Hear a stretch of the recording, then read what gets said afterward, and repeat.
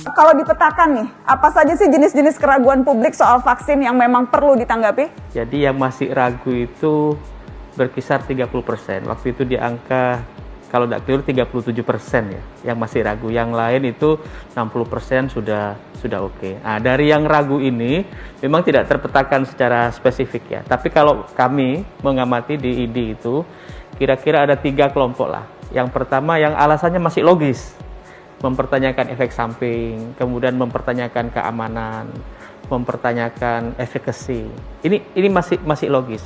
Dan orang-orang yang meragukan dengan alasan logis, ini gampang kita terangkan dengan metode keilmuan. Tetapi ada yang memang kelompok yang mengasumsi. Jadi beberapa asumsi dari berita-berita yang tidak benar, bahkan mungkin dari dokter, tapi itu hanya pendapat seorang dokter, bukan dari penelitian.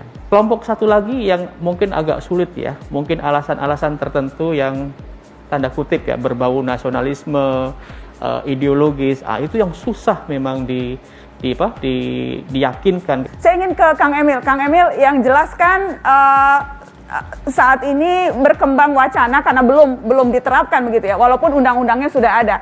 Cara paling gampang untuk membuat orang mau divaksin, ya dikasih ancaman hukuman. Dan sudah ada undang-undangnya tuh, ancaman hukumannya kalau nolak katanya bisa 1 tahun penjara, dendanya sampai 100 juta rupiah.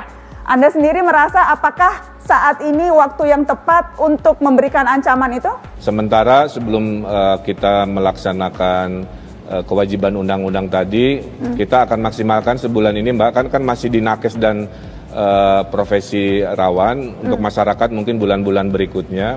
Nah, memang Undang-Undang Wabah 84 dan Kekarantinaan Kesehatan 2018 memang menyebutkan, Mbak, kalau ada menghalang-halangi itu ada masa tahanan 1 tahun dan denda 1 juta sampai 100 juta.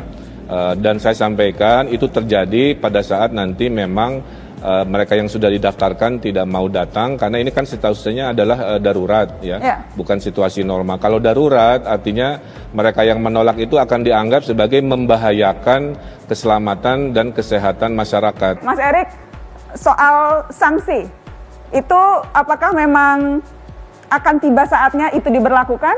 Ya, kan gini, tadi ini pandemi, undang-undangnya sudah ada. Dan kalau kita lihat, kita ke diri kita sendiri, bahwa kita itu juga menjadi ancaman buat orang yang kita cintai.